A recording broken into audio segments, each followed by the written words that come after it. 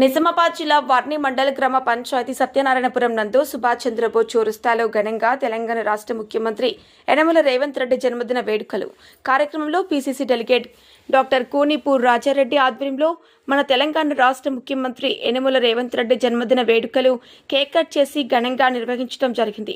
PCC delegate doctor కూనిపూర్ Rajareddy మాట్లాడుతూ రేవంత్ రెడ్డి ముఖ్యమంత్రి పదవి చేపట్టినప్పటి నుండి ప్రజలకు అనేక సంక్షేమ పథకాలు చేపట్టినారని, నిరుద్యోగులకు ఉద్యోగ అవకాశాలు కల్పించారని, 10 సంవత్సరాల దొరల పాలన గడిని కూలగొట్టిన ఘనత ముఖ్యమంత్రి రేవంత్ రెడ్డిది. జన్మదిన వేడుకలు మేమందరం జరుపుకోవడం చాలా సంతోషంగా ఉందని, ఆయనకు భగవంతుడు నిండు నూరేళ్లు ఆయురారోగ్యాలు కల్పించాలని మరియు అనేక ఉన్నత పదవులు చేపట్టాలని ఆ భగవంతుడిని కోరుకుంటున్నాము.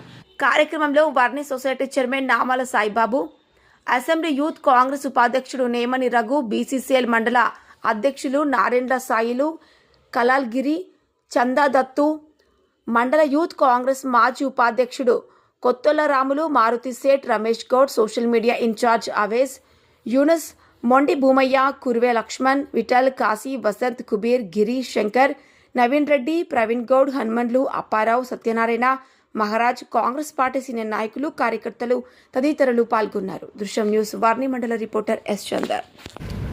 వర్ణి మండల కేంద్రంలో కాంగ్రెస్ పార్టీ ఆధ్వర్యంలో మన నేత ప్రియతమ నాయకుడు తెలంగాణ రాష్ట్ర ముఖ్యమంత్రి పెద్దలు యనమల రేవంత్ రెడ్డి గారి 56వ జన్మదినాన్ని పురస్కరించుకొని కార్యక్రమం చేపట్టడం జరిగింది.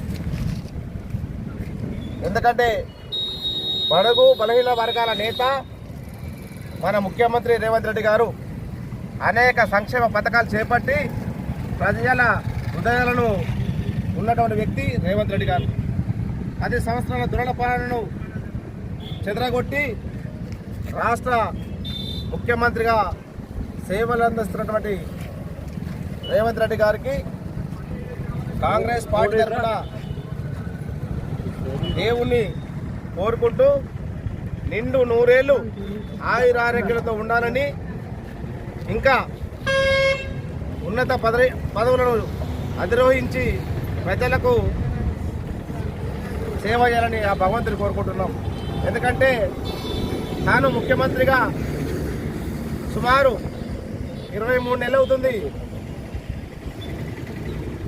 తాను తన ఆధ్వర్యంలో అనేక సంక్షేమ పథకాలను ప్రవేశపెట్టారు.